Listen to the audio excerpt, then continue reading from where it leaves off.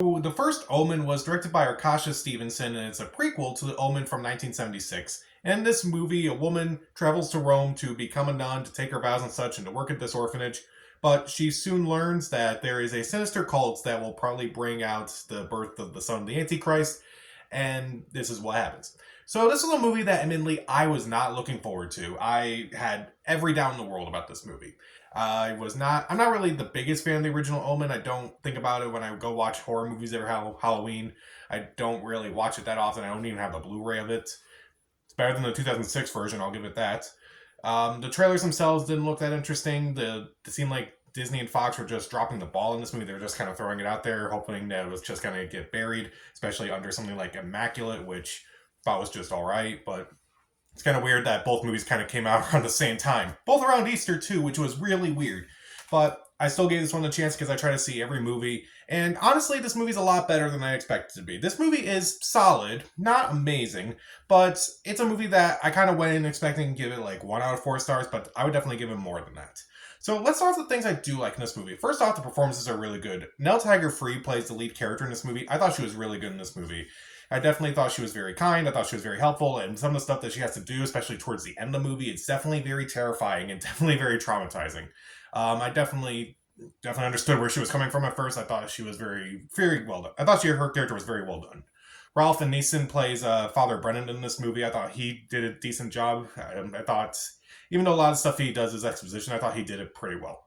There are a couple other actors in the movie who do a decent job. There's one girl at the orphanage who I thought did a really good job. She's a little bit older than most of the girls there, but she's also a lot more troubled than some of the other people there. And I thought she did a decent job in the movie. She was definitely creepy, but also definitely very scared of like what's going on because she kind of seems to be at the target of all this. And also, there's another actress in the movie who plays this nun who is very disturbed and very. I won't go into details, but you definitely see like she was definitely very creepy in this movie, and I thought she did a really good job at being a creepy nun in this movie. Meanwhile, the atmosphere itself is very well done. I do get the sense of dread throughout this entire movie where I'm like, there's definitely something going on here, and that's even before anything really starts happening. It's definitely a very creepy area. It's definitely very wherever they found this is definitely a very creepy place to be. I do think that the cinematography is very well done. I do like both the day scenes and the night scenes. I think they're both incredibly well shot, and I do think that it kind of looks like something you would see from the era of The Omen, like when that movie came out, like the 70s and such. Definitely feels like a movie that came from that time period rather than something that was made, almost 50 years later. It's definitely very well done. The score is very well done as well. It's not a score that's like, it borrows heavily from the original Omen score, which admittedly it does from time to time, but it's its own thing. I feel like that's the best way to describe the first Omen. It's like, yeah, it's tied to a franchise, but for the most part, it works as its own thing. I do think it works overall. I do think that the homages to the original Omen are kept to a minimum. I feel like a lot of times these days when there's like a prequel to a movie or a spin-off of something, there's always like these Easter eggs to tie it to something else. And I'm like, do we really need this? Do we need another Hunger Games Ballad of Songbirds and Snakes? Do we need another Wish where it's like, no, at least the Easter eggs, well, some are obvious. There are some that are, I feel like they're kept to a minimum. They don't distract from the overall story. And I do think that's what they should do. They should, like, move the story forward in some way, but at the same time, they shouldn't, like, distract you from the actual movie that's going on. And I do think there's a lot of really creepy imagery in this movie. There's one that takes place in the hospital where I'm like, okay, movie, you got me. That was really creepy. You're sick, but that was really creepy. That was really well done, very unsettling and such. And I do think that the movie does a really good job of like trying to build up like the scares and such.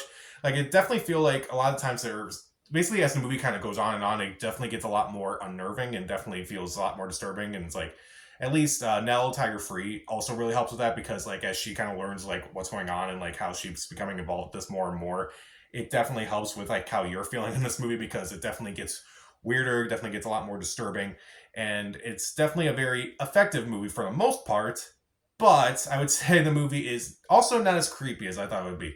I expected to walk into this movie thinking it's like, this is going to be the creepiest movie ever, this is going to be the scariest movie I've ever seen, and such.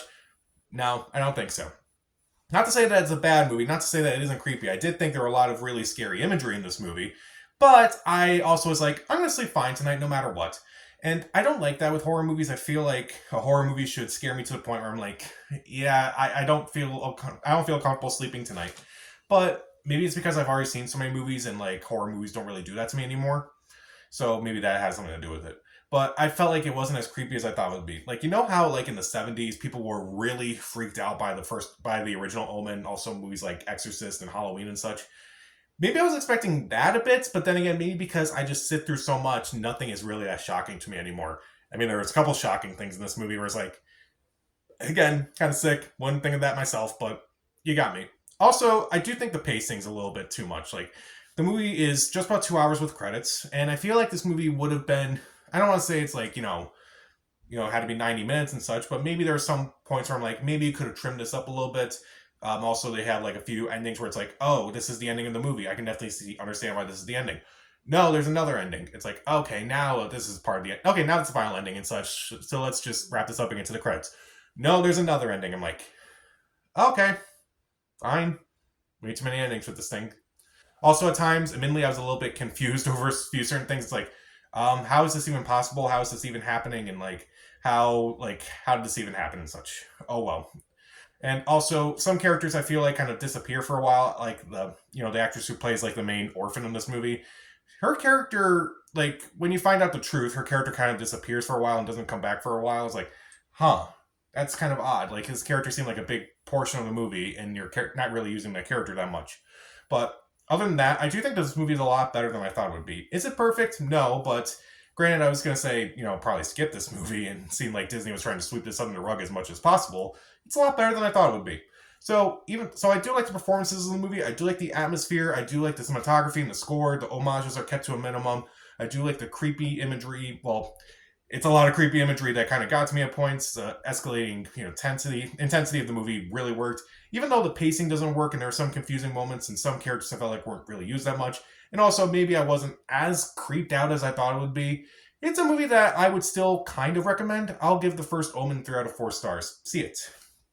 So, what's a horror movie franchise that you would like to see continue?